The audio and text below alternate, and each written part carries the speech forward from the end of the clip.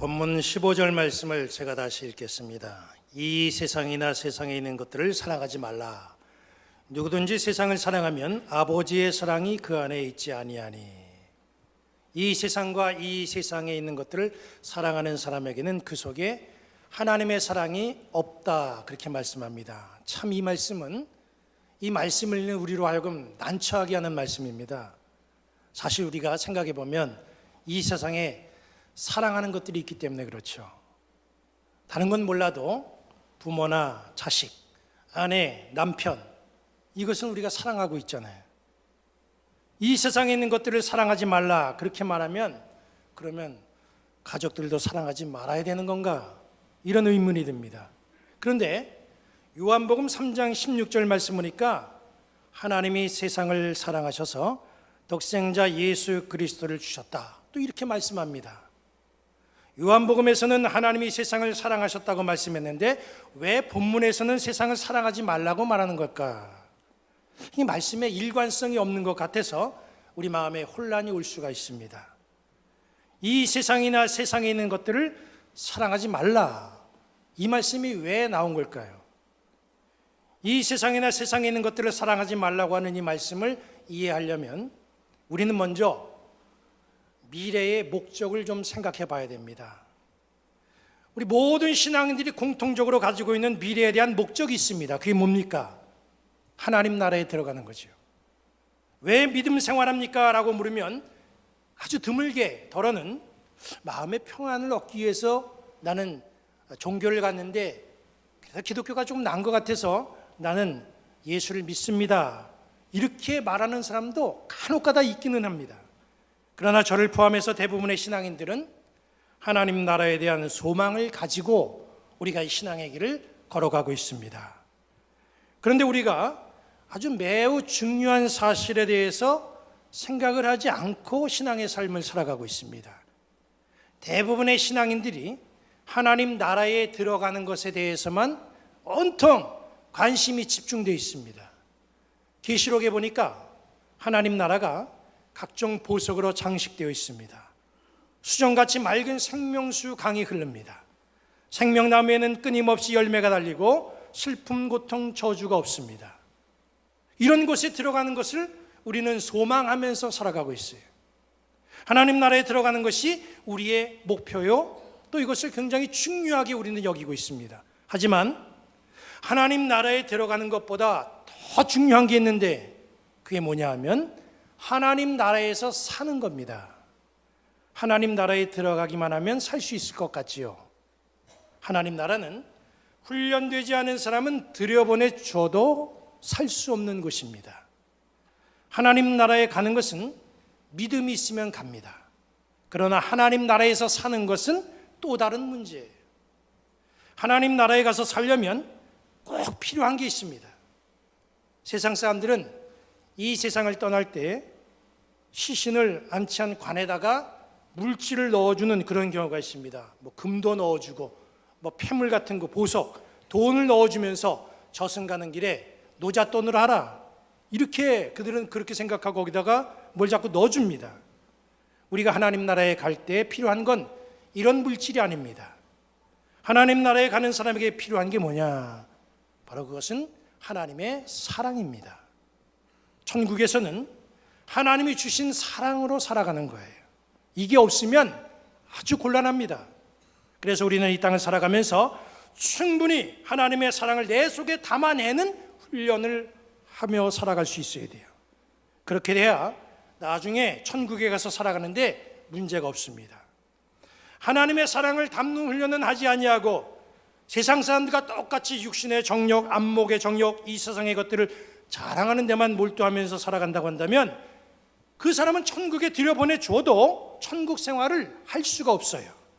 우리가 알아야 될 것이 뭐냐 하면 하나님 나라의 시스템은 이 세상의 시스템과 다르다는 거예요. 그렇기 때문에 이 세상 시스템에 깊이 적응하면서 맞들리면요, 하나님 나라에 가서 적응하기는 굉장히 힘든 겁니다. 천국 훈련을 받지 않는 사람이 천국 가봐요. 천국은 그 사람에게는 지옥처럼 느껴질 겁니다. 제가 아는 지인이 선진국에 가서 살려고 거기 야심차게 소망을 갖고 갔다가 포기하고 돌아왔어요. 선진국을 여행해 보신 분들은 아시겠지만 선진국은 환경과 시스템이 참 잘 돼 있습니다. 제가 외국에 처음 나간 때가 언제냐면 1994년도예요. 그런데 하필이면 처음 외국에 나간 그곳이 어디냐면 미국이었습니다. 차를 렌트해서 길을 가다가 날이 저물어 모텔에 투숙을 했어요. 물을 먹으려고 물을 찾는데 주전자나 물통이 없어요. 그 당시에 우리나라 여관이나 이런 호텔에 가면 다 물주전자가 있잖아요. 근데 이게 없는 거예요. 카운터에 가서 물었죠. 물 달라고.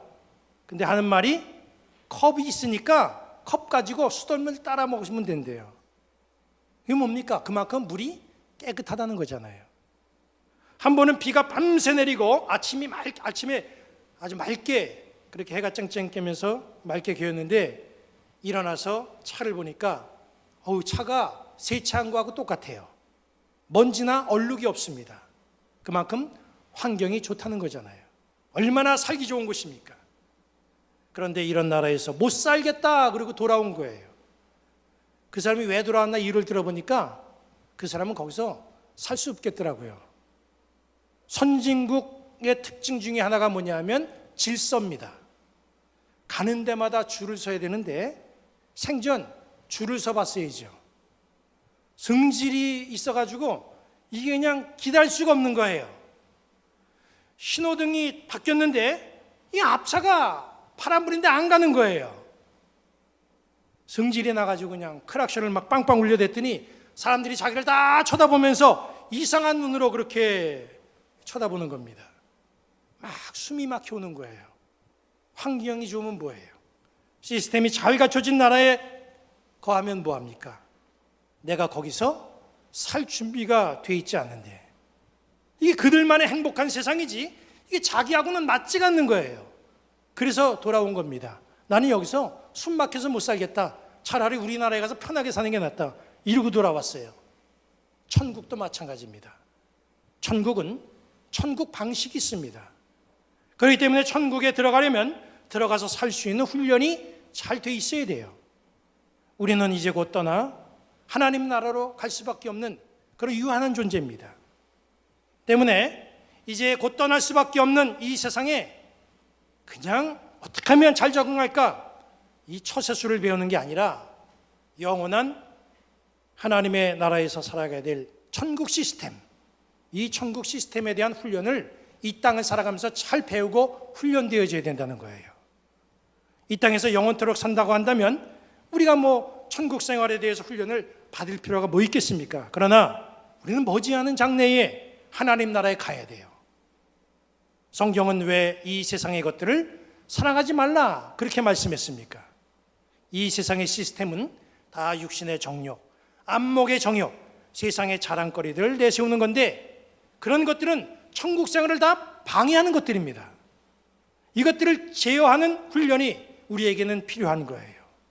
그래서 오늘 천국 생활을 위한 훈련이 굉장히 많지만 오늘은 두 가지만 한번 이 훈련 문제에 대해서 살펴보도록 합니다. 하나는 우리가 천국에 가서 생활하려면 이 땅에서 받아야 될 훈련이 뭐냐면 하나님의 사랑을 담아서 나의 성품을 다스릴 줄 아는 인격 훈련을 할 수 있어야 됩니다.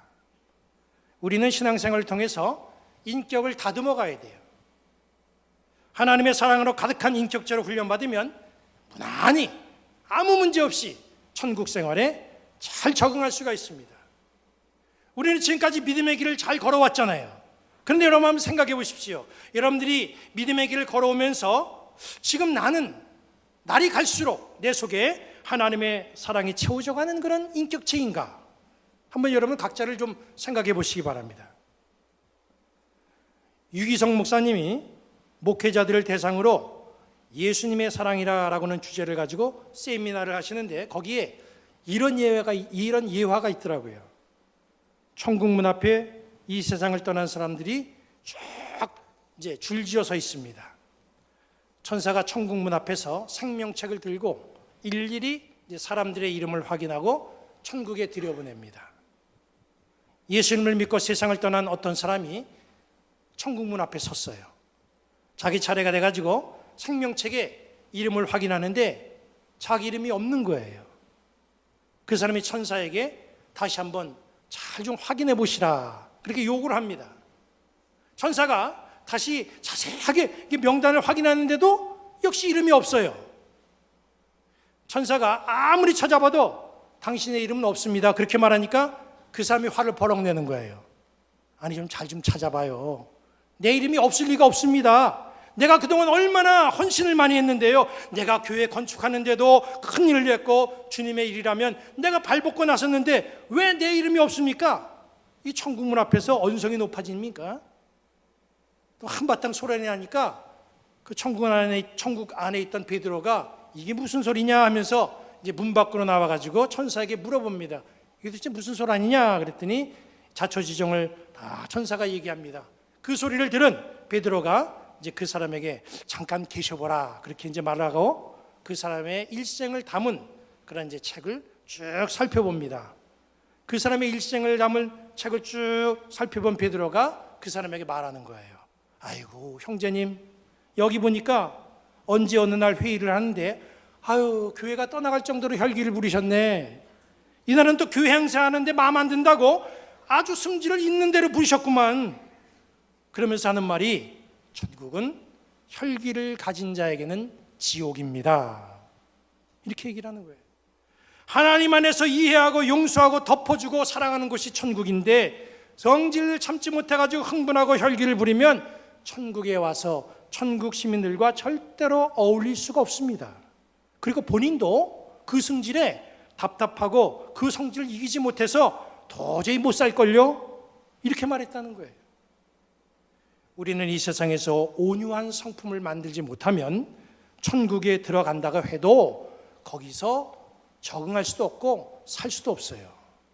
아니 거기 가서 잘하면 되지, 여기서 못하면 거기서도 못하는 거예요. 그렇기 때문에 우리는 이 땅을 살아가면서 신앙의 길을 걸어가면서 성품 문제가 철저하게 훈련되어져야 된다는 사실을 알아야 됩니다. 우리가 잘 아는 모세 보세요.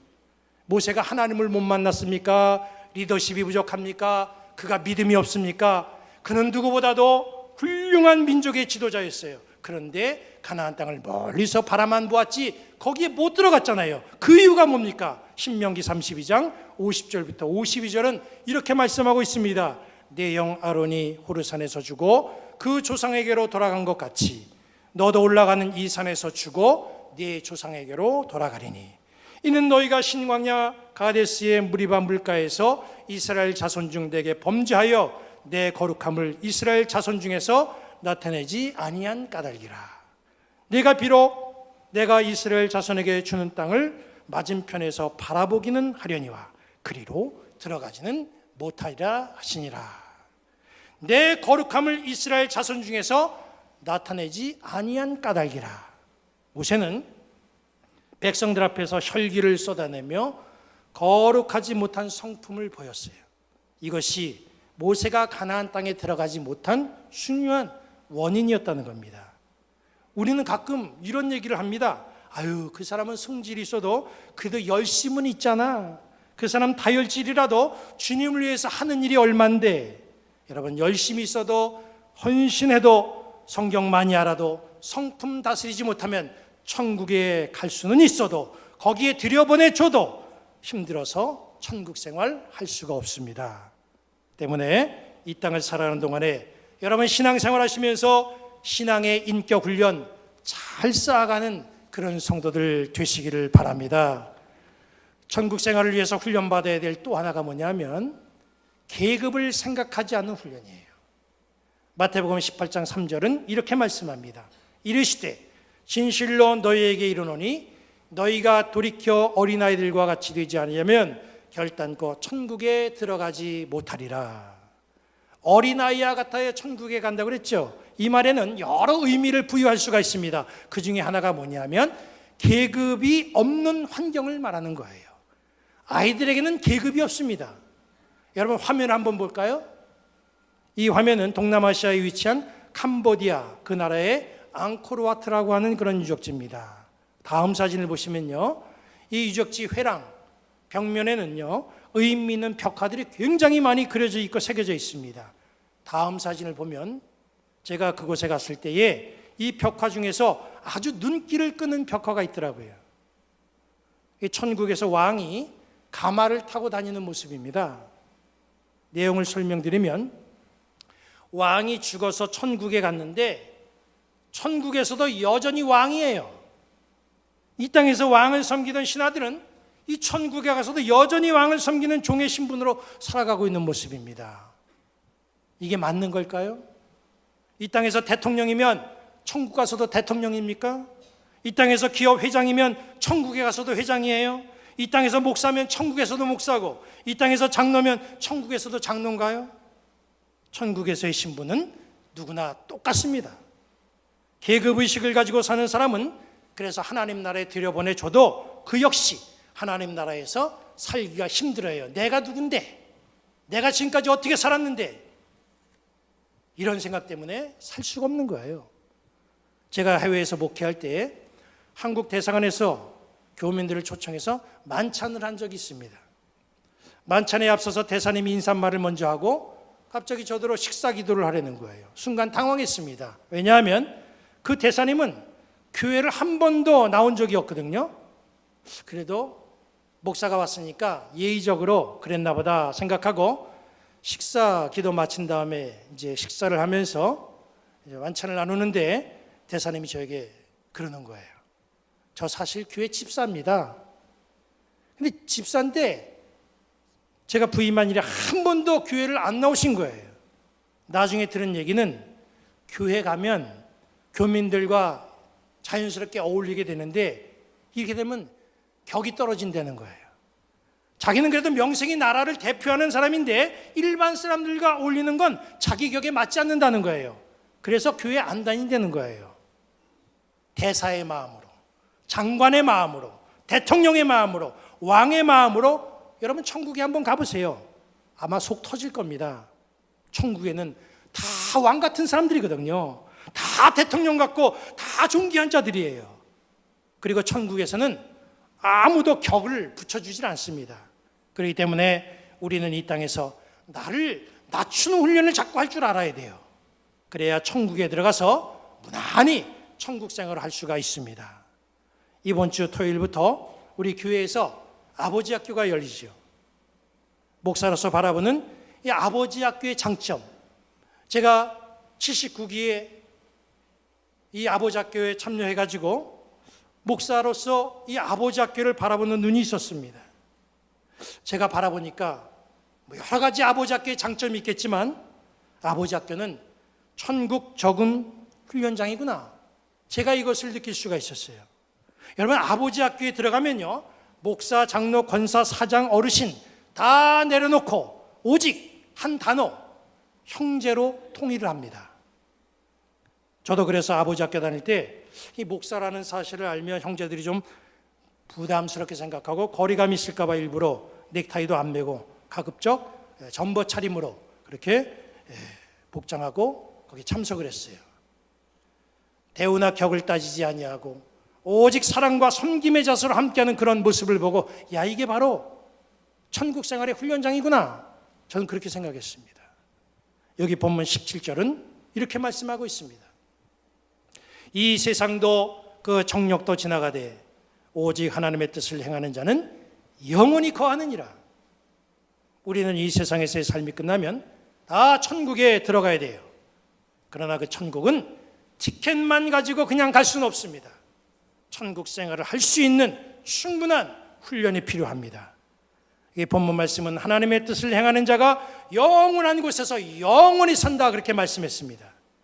하나님의 뜻을 행하면 천국에서 영원히 거하는데 아무런 문제 없습니다.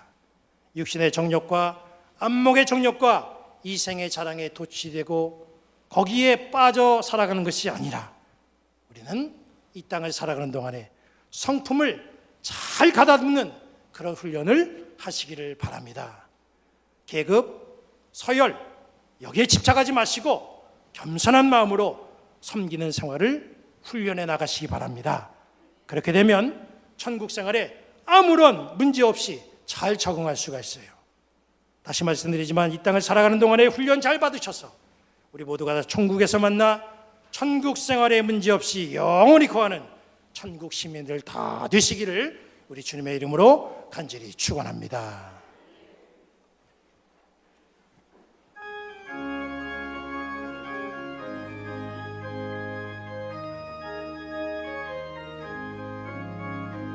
우리 모든 수고 끝나 세상 장막 벗고서 모든 근심 걱정 사라진 후에 주를 뵙고 성도 함께 멸류관을 쓰리라.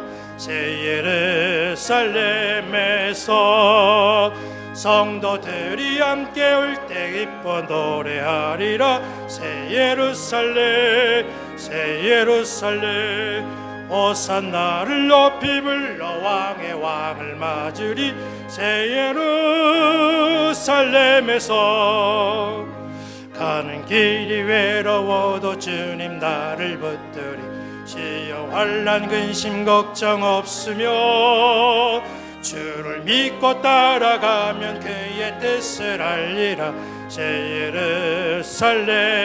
예루살렘에서 성도들이 함께 올 때 기뻐 노래하리라. 새 예루살렘 새 예루살렘 호산나를 높이 불러 왕의 왕을 맞으리. 새 예루살렘에서 세상 먹별하고 모든 눈물 거두는 주의 영광 찬란하게 비칠 때 나를 구속하신 주를 기쁨으로 배우리. 새 예루살렘에서 성도들이 함께 올 때 기뻐 노래하리라. 새 예루살렘 새 예루살렘 호산나를 높이 불러 왕의 왕을 맞으리. 새 예루살렘에서 아름다운 그곳에서 구속받은 성도와 사랑하는 주님 만나 배울 때 주의 영광 노래하며 영원토록 살리라. 새 예루살렘에서 성도들이 함께 올 때 기뻐 노래하리라. 새 예루살렘 새 예루살렘 호산나를 높이 불러 왕의 왕을 맞으리. 새 예루살렘에서 하나님이 여러분들에게 복을 주시고 여러분을 지키시기를 원하며 하나님이 그의 얼굴을 여러분에게 비추사 은혜 베푸시기 원하며 하나님이 그 얼굴을 여러분들에게로 향하시고 평강 주시기를 성부 성자 성령의 이름으로 축원합니다. 아멘.